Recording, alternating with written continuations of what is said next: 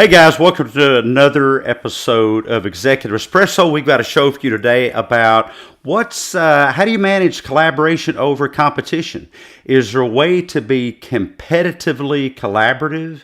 Is there a way to be collaboratively competitive? And we have my dear friend Joshua Aultman here. He's been on some episodes on Monday's Mindset Mojo, and today we're going to be talking about how do you manage collaboration over competition, competition over collaboration. So if you've ever thought that hustle means isolation, I'm really hoping that this chat with Joshua is going to flip that script in your mind, because Joshua's here to share some real life blue collar, well, that's not blue, but you get the point, blue collar wisdom that's helped other people, other leaders, other business folks really unlock potential and unlock some higher level returns through trust, teamwork, and some timeless truths. Joshua, man, it is great to have you here today, but tell the folks about, how you got into this whole,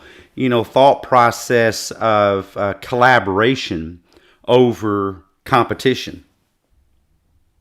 Sure, no problem. Good morning to everybody. It's good to be here, Doc. I'm so happy you got me on for this one. I'm a big fan of seeing people collaborate and being competitive.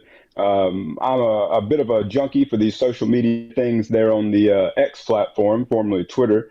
I've been able to get to know some folks who are also very savvy when it comes to trying to better themselves and very serious about that pursuit. And in the process of many conversations that we all have on a regular basis throughout the week, I've been able to help flesh out some of the own experiences I'm having. Like you said, I'm a blue collar guy. I work a regular blue collar job. I help out at an athletic club with multiple locations here in Wisconsin at a cleaning service team member. You might just say I'm a janitor. That's what I like to call it. But the point is, I've actually done quite a few other things in my life, a lot of leadership positions and things like that. And I got to a point where I decided that for all the leadership spots I could grab, there was something still missing. And who I was and what I was trying to do when it came to being a leader. And I just couldn't quite put my finger on it. And I have since found a way to bring myself into a position that gives me constant service oriented positioning with others around me within an atmosphere where the entire team happens to be on board with practicing service to each other so that we can serve all others even better. Well, I love how you put that. I think that it's kind of a dog eat dog world in business and in corporate culture. My decade or a few decades in corporate culture back in the 90s and the early 2000s, it's almost like you had to outcompete everybody. But as you and I were talking about this, literally this morning, as I was getting my cup of coffee. By the way, this is apple spice tea. I've already had my coffee. Hope you guys are enjoying something tasty for this tasty conversation. And if you have some question for Joshua or myself, go ahead and put those up in the chat. Welcome my dear friend and Joshua's dear friend Monette. And Nino Gaetano, my friend, good to see you here. Invite some friends. We'll be here for about the next 18 minutes, so it's kind of a quick high-octane conversation. But I was thinking this morning about, is there a competition between competition and collaboration? I got to thinking about our talk, and I wondered, well, can you be collaboratively competitive and competitively collaborative? And I'm a huge superhero fan, and one of the things that I noticed about superhero movies, is that, the arch enemy for the movie to be interesting has to be a really good arch enemy. He can't suck, or it's just too easy. So the thing I got to thinking about is, when you notice somebody competing against you, you might want to view that as them doing you a favor, like in a debate. What good is a debate if the other guy doesn't do his best?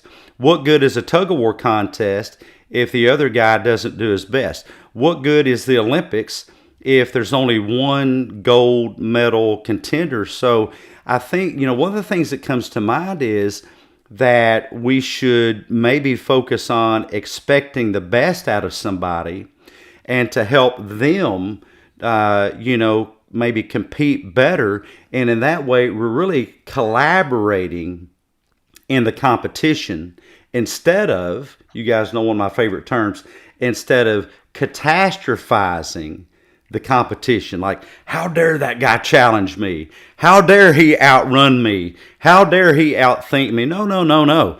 In a debate, it's really more interesting if the other person has great points and has done their homework. And I love what Nino said, because I think that's very true. I call it, Gaetano, is I'll never compete against others with myself. I think that's another thing, is that when we think we're competing against each other, we're really just competing against ourselves, projecting that out to other people. So what do you think about this self-focused competition instead of other-focused competition, Joshua? Oh gosh, that's been a big hang up for me in my life, and it's been recently. I have made a reoriented shift with both my work environment and my ethic there, and where I'm directing it, as well as in my own personal life, to create a purposeful pursuit of humility as a standard of living, incorporating it into the way that I constantly position myself as much as possible. I'm a man, I'm flawed, and I can certainly resist that at times. But I do find that when you do try to purposely seek out a way to humble yourself and your perspective before others, that there is a way that opens up your eyes there, that allows you, like you said, to see past that competitive nature that you'll see naturally amongst people. There's nothing wrong with some competition. But for those who want to step up into positions of leadership and effective leadership, you need to learn to see above that and see how each one of those people brings something different to the table. Most of the time, competitiveness, I believe, is a great sign of where your passions really lie in the work environment. I think when you give yourself a chance to step away from being that main ego at the center of the team and really look at all the rest of the people, a lot of the times you'll identify passions through some of those more abrasive moments. And in those, once you can identify those, you can start to well, do what a leader needs to do, and that is start to coax those people into positions and where they're utilizing those passions in a way that is more conducive to the team as a whole. And that's really important, I think, for developing an overall culture that is smooth running. I'm so proud of the place I work being so good at this. We have excellent management teams that are so good at identifying where people are the smoothest operating at, and then learning how to maneuver them around things, coax them here with a little conversation here, like, hey, why don't we try this? Why don't we try that? And before you know it, everything is just smooth as butter. You know what I love about that is it kind of ties in with what Gaetano said, is that we can actually help people be better competitors with themselves by showing them a version of themselves that they can rise to, a version of themselves that they can excel to. And you're a believer, and so I'm going to kind of get into this a little bit. I'm a believer too. One of my, I am just addicted, I'll use that term loosely, to this new series on Amazon called The House of David. It is really such an amazing series for anybody. I mean, for anybody. And the point that comes to mind is when David is being chosen as the next king of Israel. And there's only really two people that believe that he can do it and that support him doing it. And that is God and his messenger Samuel. No one believes it, including David. And the point that gets made is that God looks on the outer appearance, God looks on the people look on the outer appearance, God looks on the inner appearance. And so literally, God is calling us, like Gaetano pointed out, to compete with ourselves, to rise to the version of ourselves that he knows we're capable of. And you can't get there unless someone shows it to you. You will never rise to this level. You'll never hit this target unless someone challenges you and you see the disconnect between where you are and where you can be. And when others are competing with you, that's why I would change the terminology. I would, when you think that somebody's competing with you in a foot race or a chess match or in the boardroom, I would change that terminology. They are not my competitor. They are my collaborator. And the other verse that Hmm. comes to mind is iron sharpens iron. Sorry, I'm sorry. Iron Yes, sharpens sir. iron. You're not going to be sharpened by a soapstone. You know, a very, what would you call it? A weak form of stone that is. I'm not a mason, but I don't think you're going to build buildings out of soapstone. You're going to build buildings out of something more sturdy like granite, and only iron can sharpen iron. So when you come up against a tough competitor, instead of catastrophizing it, look at it as a collaborative venture. So what do you think? There's some secrets there, Joshua, of how you've kind of reset your mindset on Well, I tell collaboration you, versus competition. yeah, for like you said, I'm a believer, and my relationship to God by the pathway of Christ as an example and my Lord and Savior is absolutely essential to everything about me, my life, my work ethic, my principles, and how I live out my integrity, and so on and so forth. That being the case, even if you're not a believer, I have found it to be very true that the principles of living your life, much like Christ, and both in service to others as well as in the process of serving others, finding ways to build others up so that they may continue to be better versions of themselves, even when you're gone, not there, just as Christ did. These are absolutely foundational to strong societies, and just as much as they're foundational to a strong society, they're also absolutely critical to, I believe, a strong work environment. Again, you don't have to even be a believer to follow these principles. They're just great principles, and you can find them just by studying the same scriptures that I believe to be true. Whether you believe them to be true or not, though, I do think with a little bit of help from some belief, a whole lot more opens up to you. I know for me, and I think for many others in this world, we have found that when there is the aid of the spiritual, along with the reason that God gave us to be able to do with our great minds. And then we collaborate that with others who are on different journeys, not like us, have different perspectives. I find that there's great power every time and the ability to move forward with goals and tasks and achieve things. There's just something there that it's just self evident. And I think any good operating, whether it be business, church group, nonprofit, whatever the group is, any group of people that has success in achieving a goal has found a way to collaborate rather than compete every single time, even if there's competition involved. Well, why do you think that people these days seem so allergic to people pushing them and people expecting more and people, asking them to bring their best, bring their A game?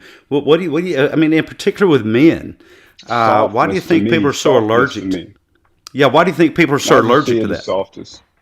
Yeah, I found it to be a very soft thing that's happening to us. Now this is just me personally. I do believe that there is especially with men, I do believe we've come to as a society expect, at least in Western culture and American culture for sure, we've come to expect life to be able to be easy, as if being easy in life is some type of right. It is not. It is not natural. That's for sure. It is a privilege we earn with hard work and sweat and blood and tears. That's what you earn in life. And you don't earn it overnight. And to think that you should is ridiculous and childish, I believe, because at the end of the day, a storm can come out this window sitting right next to me at any moment and blow everything I've ever done and owned away. And if that's the case, then what really matters at any given moment is who I am in character today, so that every step I make until that storm comes and blows it all the way is a worthy step. And that principle should be applied, I believe, to everything we do. Absolutely. I often ask people, if you really get what you want, what would you do with it? So let's just take what you just said, Joshua, about comfort being a right. Let's just say that you do have the right to be comfortable. I don't think you do. I don't think that's part of the physics of life, but let's just say you got that. Let's just say you got this holy grail of comfort. What are you going to do with it? Once you get the comfort you so dearly crave, what will you do with your comfort? Sit on the couch and eat Honey Nut Cheerios all day? I mean, what are you going to do with it? What are you going to do with your comfort? If you ask to get your way, what are you going to do once you get your way? I found that often when we get what we think we must have, we become less of who we're truly meant to be. Once you get what you think that you deserve to have, you're more likely to become less of who you're meant to be. And so that's where the competition comes in. You know, we really need people to push us. And now, if you're pushing people, there's a caveat there. I think that the pushing of people should be balanced with encouragement. A So good heart. push but encourage, encourage but push. One without the other lacks balance. Mm. When you're encouraging, are you pushing? Because encouragement alone actually can weaken people. I see parents do this all the time. I see, there are even managers and companies that do this. But I think that they're more likely to push, and yet they leave off the encouragement part. So, Joshua, how do you think that when we're pushing people, that in the collaboration of the pushing people, that we Mhm. can also be a encourager? Well, for anyone, I think to really receive the encouragement as more than just surface words, you're going to have to, at least if you're going to be in the position of the leadership on this conversation in this instance, you need to have a little courage before you encourage to be able to speak truth plainly, clearly, but also learn, you need to be able to deliver it with a little bit of softness, of course, but there should never be a shying away from addressing direct truths, so particularly if you're looking to do coaching, where someone needs to hear about something critical to that, or criticizing about the nature of their performance or something like that. You're going to have to be able to be direct to that. I have noticed in many places I've worked that same kind of culture with some types of managers who they have good hearts, they mean well, but they lack some of the backbone at times it takes to also be firm in stance. And that can be tricky. That's a tricky thing. It can be developed. I do believe it can be developed, and I think it's easier to develop from a place of service-oriented mindset and heartfelt outwardly actions in that nature. So, I don't know. I feel like I hope that answers some of it. I think I'm kind of rambling a little further for you there on that one, Doc. No, But man, that's perfect. That's uh, really perfect. I really appreciate that. I want to kind of dig in here at the end. We got some comments here. I really appreciate Jackie you commenting. I would rather work with someone than compete with them. And thank you. Yeah, absolutely. Work with them in order to, as we said, iron sharpens iron. Make both of you sharp at what you do. Kim says it all comes down to truly listening to others in the workforce and yeah, personally. gosh, yes, yes, yes. Lord, goodness gracious, you're right, Kim. Hey, Kim and Monet and everybody else. Good gracious, it's so good to see all y'all. But she's so right. I have been one of the worst when I had taken on many different, not every time, but there were some times I was in a position of leadership where I'll be honest, my little ego like to think that when we were in the room having a meeting, well, I'm the one on the list of the leaders, so I'm the one that matters most. I'm the voice that matters most.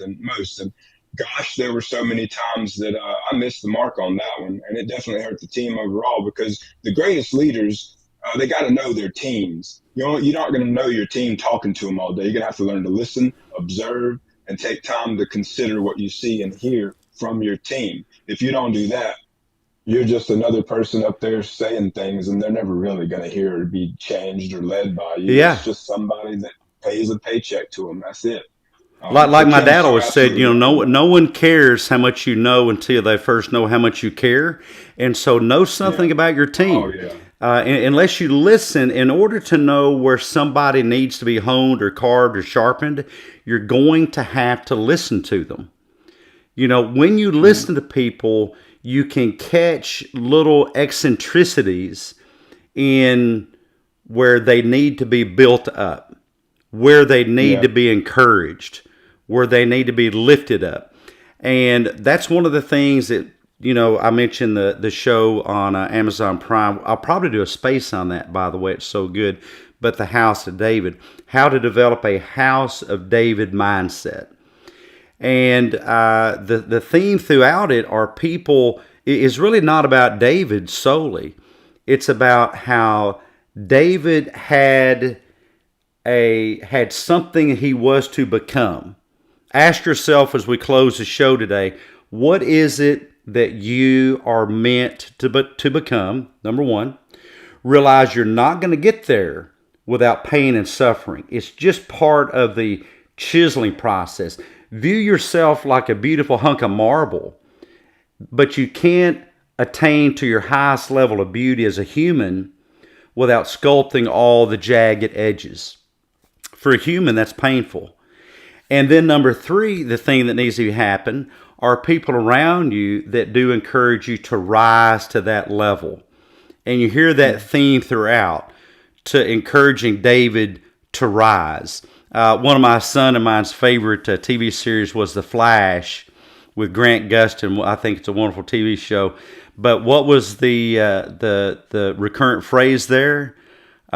He played Barry Allen, and it just gives Mhm. me chills to think about it. I'm such a fanboy here, but run Barry run, run Barry Ah, run. So in the midst of challenging people, are you also encouraging them to run Barry run, or in the context of David, rise David rise?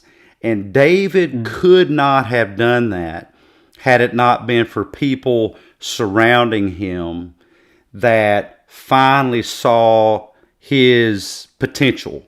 And so before you criticize, before you compete, find what their potential is.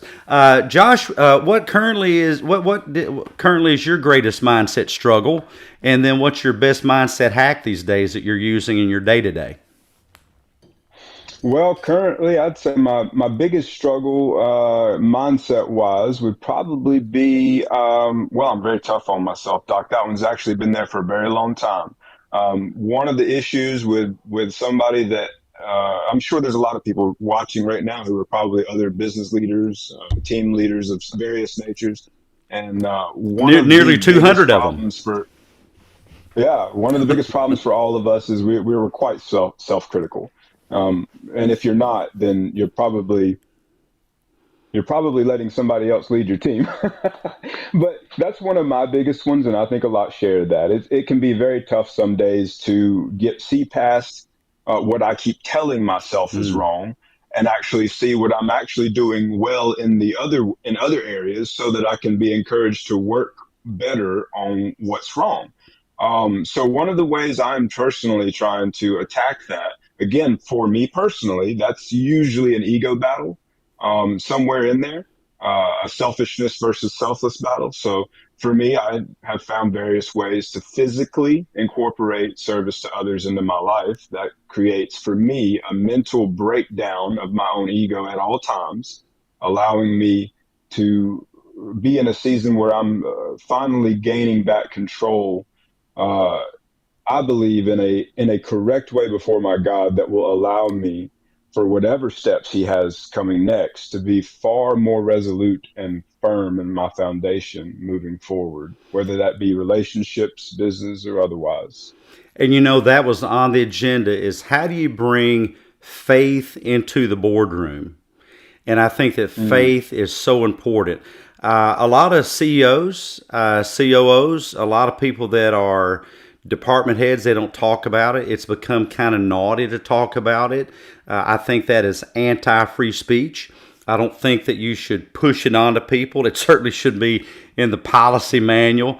But yes, if you have a faith, please live it and breathe it and exemplify it, because you are a walking testimony. And so do that. But the other thing I want to key into that Joshua talked about is to apply encouragement and collaboration to yourself. And Gaetano noted it in the chat when we first got started. I appreciate that. And thank you, Sonia. I appreciate you being here. And you guys are going to wrap it up. So if you have a question, toss it out there in the chat. I'll put it up on the screen. And Kim says, as a manager, I took the softer approach. It seems to have worked, but I had a fairly small team.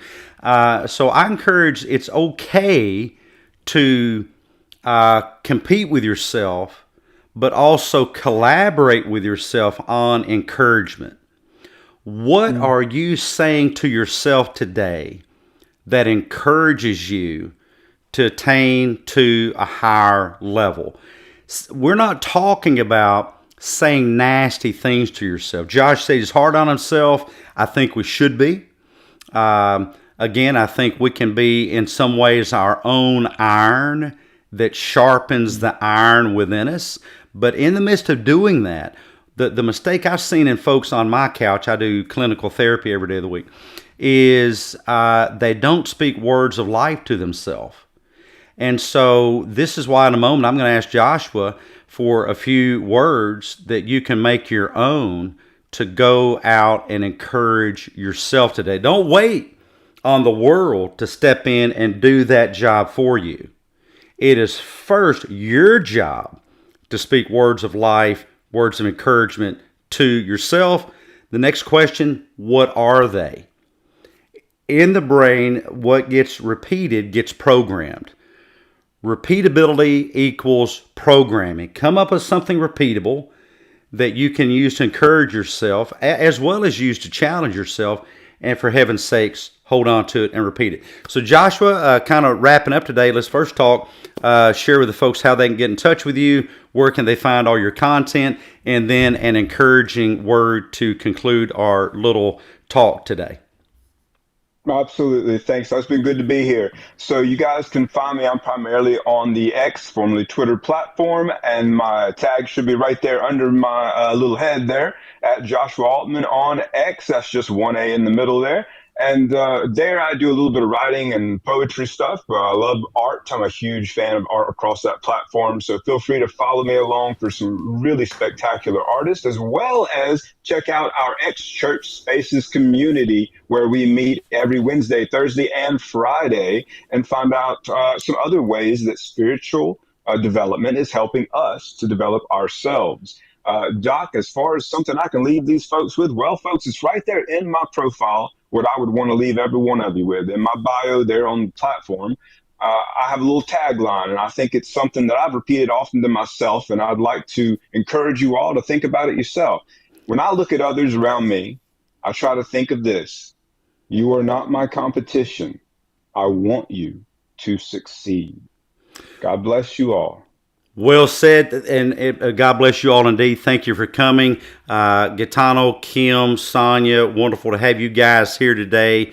Jackie Sue, good to see you also. And Monette, of course, I appreciate you joining us. Guys, share out this talk. There may be other folks whose souls are literally hungry for the nourishment of what Joshua provided today. Take a look at his profile on X. He's a very encouraging guy. Take a look at his community on X, the church community. And we'll be back Monday morning, bright and early, 7 a.m. Elvis Presley time. For those that don't know, that is Memphis, Tennessee time, U.S. Central Standard Time for Monday Mindset Mojo. Have a great week. We'll talk to you soon. Bye-bye now.